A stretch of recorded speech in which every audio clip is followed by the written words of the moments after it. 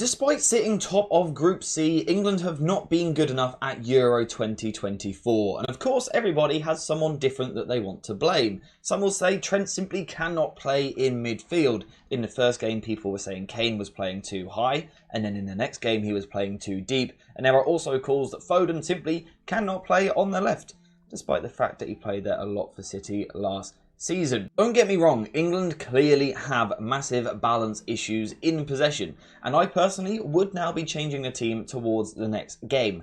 However, that is not currently the biggest issue. First of all, there is a massive defensive problem that has to be fixed. Now that might sound like something bizarre to say. England have only conceded one goal, no real chances, and the one goal we did concede was a long ranger. And people will say when you concede from a long range strike, it's just a little bit unlucky. But in my opinion, it has nothing to do with luck. If you concede a long range shot from one shot from range, fair enough, it might be unlucky. But when you are inviting a team to take long range strikes 5, 6, 7, 8, 9, 10 times a game, it no longer has anything to do with luck in my opinion. At that point, you are asking the team to hit it, and then you are playing with luck. And against quality players, that's a bad idea. Someone is going to score from range. So England have to change that from a defensive point of view. We have to stop letting people shoot from so far out. The out of possession plan from England and Gareth Southgate is also hurting our in-possession game plan as well. Because when you sit deep and invite shots from range, what often happens is you end up winning a lot of goal kicks. Now that might sound like a positive thing. A goal kick means that you have possession and you can play out from the back and dominate the ball. But England don't really have that luxury. When you have a lot of goal kicks, you are putting emphasis on first phase play. The ball being in these areas, can you play out from the back? Can you play under pressure and move forward? Quite frankly, at the moment, the answer is no. For structural reasons, Southgate hasn't got it set up properly, but also the individuals. We don't really have the right players in the current 11 to play out from the back. All of our players in possession are suited to playing much higher up the pitch. So this is another issue for Gareth Southgate. By playing deep, by facing a lot of long shots, we're getting a lot of goal kicks, but we don't really know how to play from there. So if England's two major problems so far at the tournament are facing long shots and not being able to play out from the back, how do you actually solve it? What is the solution? Well, it's actually very, very simple. You fix the high press. If England can get a better, more aggressive high press, it will completely turn around their fortunes at this competition. And I will come on to why shortly. But first of all, we have to look at the current issues. England, for example, last night against Denmark set up in a 4-2-3-1 formation. A formation which could potentially be used to be aggressive against Denmark. But that is not how England chose to use it. Instead, England were very passive with their approach, only letting 4 players really go and commit to the press, and it looked something a little bit like this. We would see Vestergaard in the middle, Christensen to the left, and Anderson to the right. Harry Kane is responsible for Vestergaard. Bellingham is going to be caught between Højbjerg and Schumland in these areas here. He's kind of got 2 players. And Foden on the left has got 3 players, and Saka on the right also has 3 players as well. Now you might think, how do they have 3 players? Well, I've got this situation here. The centre-back they need to cover. They need to cover the midfielder, because Bellingham is currently 1v2 if not. But also, because the England back 4 is passive and the midfielders are sitting deep, you've also got to cover the wing-back, and it's the same on the other side as well. Foden has to cover the centre-back, he has to help Bellingham in midfield, but he also has to deal with the wing-back over here. And we've got the perfect example of this. It came very early in the game last night, the first time Denmark are really playing out from the back. And the first thing we can see here is that Denmark have 8 players. 8 players in these deeper phases. And England only have 4 looking to apply pressure.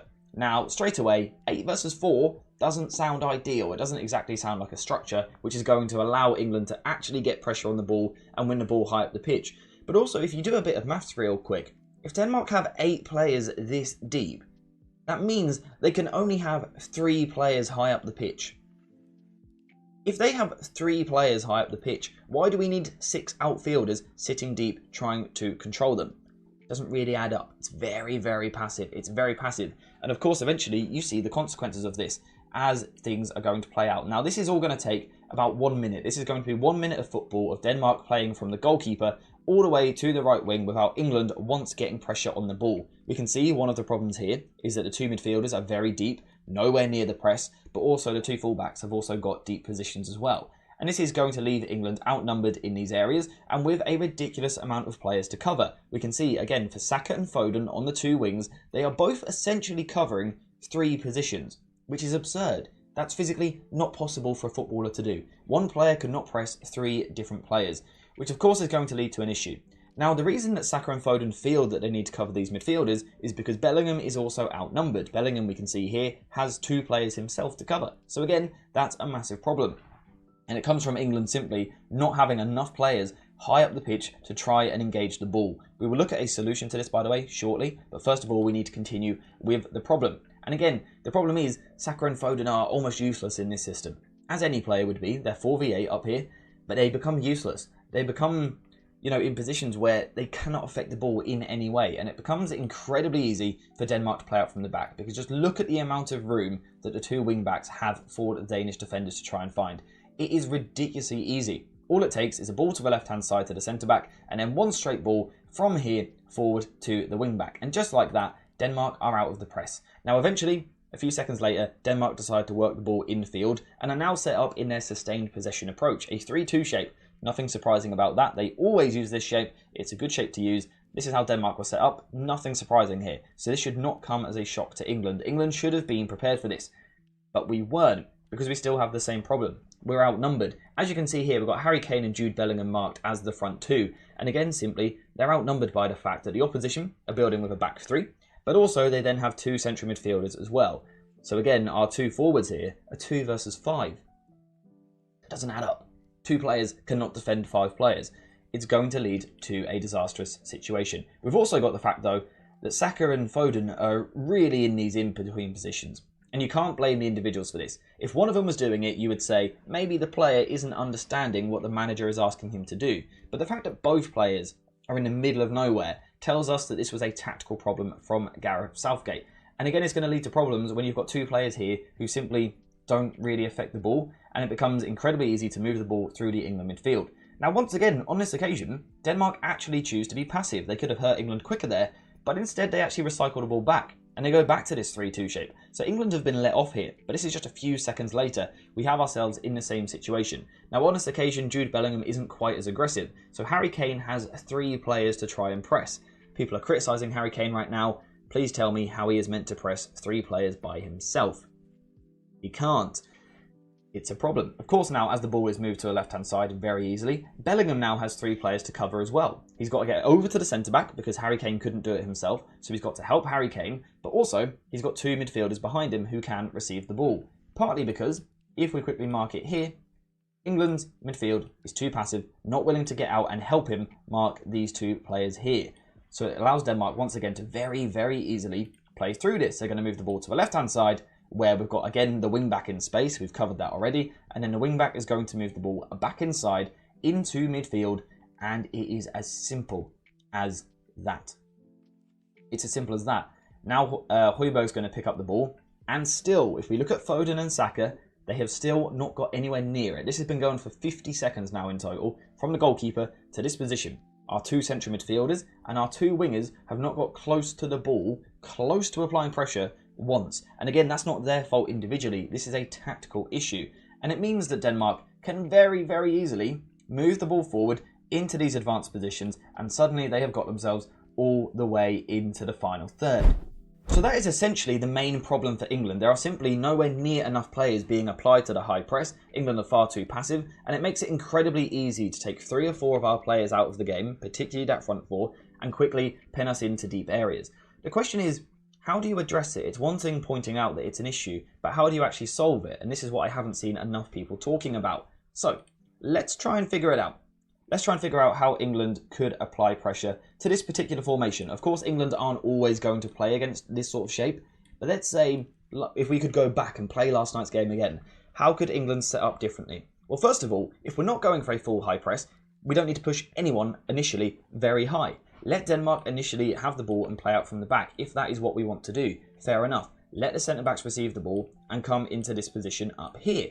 Now again, initially, there doesn't have to be a massive change in structure. All England need to do is a few very, very simple things.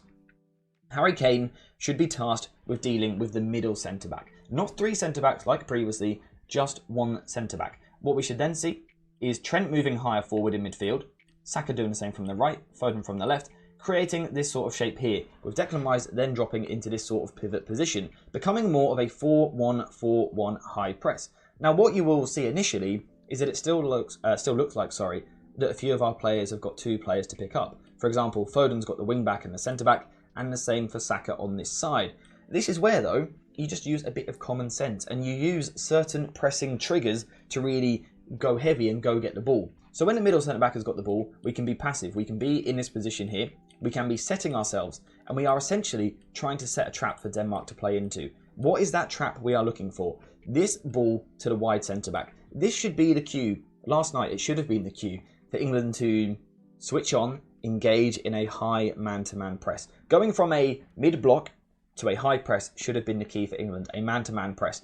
As this ball comes over, England should lock on. Harry Kane, again, on this middle centre-back. Trent now has the opportunity to step onto the midfielder. Saka should be coming high onto this centre-back. Kyle Walker should be on the wing-back. Stones, of course, is going to pick up one of the strikers. Declan Rice, one of the midfielders. And Gareth, the other forward as well. Now, of course, we've also got Bellingham should lock on in midfield. And also Foden on the far side on Anderson. Now, you might think it's a little bit risky to go this man-to-man. You know, it's going to leave us in trouble at the back. But it doesn't have to be man-to-man everywhere. For example, if we look at Trippier, we can use him as the spare man. He could lock onto Bar eventually, but he doesn't need to be there initially. So England could still have the +1 at the back and apply a lot of pressure to the ball to stop Denmark playing through. Now, this whole shape can also work for England if we flip the entire pitch and ask Denmark to build down the other side. England can do the exact same thing, lock on and trap Denmark. So initially, again, the 4-1-4-1 shape, a little bit passive. We're in a mid-block. We're just kind of protecting spaces. But then comes the cue. Harry Kane towards the middle centre-back, forcing the ball to go wide. As this ball goes wide, this is when you lock on. Kane onto Vestergaard. Bellingham, once again, onto Human. Trent in this area here. Foden coming up towards the ball to the centre-back. Trippier now locks onto the wing-back this side. Guehi is going to go onto a forward. Rice is going to pick up a midfielder. Stones is going to pick up a forward. Walker is going to be our +1 at the back whilst Saka presses. So yes, again, the wing-back here does have time to receive the ball. But the problem is, for Denmark, the players on the ball have no time to get their head up because we've pressed with such intensity, we have trapped them, with still having the +1 at the back to be conservative. This is exactly how England should have approached this game in terms of pressing. The question is, I guess, why? What is actually the benefit of doing this?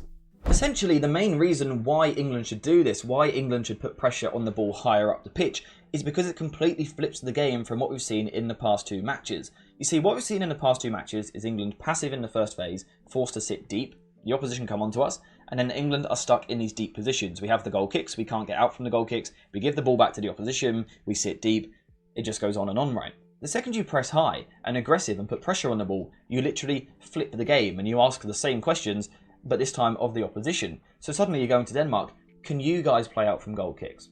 Can you guys play out from pressure? And you'll find a lot of these international teams, because they don't get as much time on the training ground as what club teams do, a lot of sides can't play out from the back in the same way.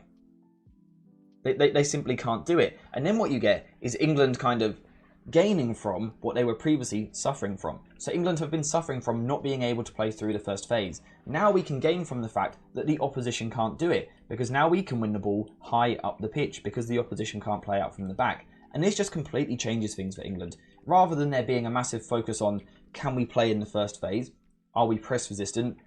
The question now is, can we force the opposition back? Can we break them down? Can we put them under pressure? And as we've said already, this is where these England players thrive. Suddenly, Trent, rather than being a weakness in the first phase, is a massive strength in the final phase because of his ability to break teams down. Foden is suddenly a massive positive for this side. Saka's 1v1 threat, Harry Kane's movement in the box, and also Jude Bellingham's late arrivals. Everything which so far has kind of been covered up suddenly becomes our main strength. So that is what Gareth Southgate needs to do. He needs to flip the game. He needs to take the game to the opposition. The way to do that is to be more aggressive, more assertive, more front-footed, and get pressure on the ball. Again, I'm not asking for a crazy gegenpressing system. We have seen how England could rotate from a mid-block 4-1-4-1 to a high man-to-man press while still having the +1 at the back for extra protection. It's literally perfect for England. It can be adjusted to suit different opposition shapes. It allows England to get up the pitch and ask different questions and focus on our strengths, which is exactly what a big side should be doing. So Gareth Southgate needs to fix this team by getting more pressure on the ball. You could also argue he needs to make changes in possession as well. If you want to see that video, let me know in the comments down below. But today's focus was out of possession because for me, that is the bigger problem. Solve the out of possession and you will see our in possession thrive That is my opinion. Let me know yours in the comments down below, because we are now finished for today. So thank you guys for watching. I hope you have enjoyed it. And as always, I'll see you in the next one.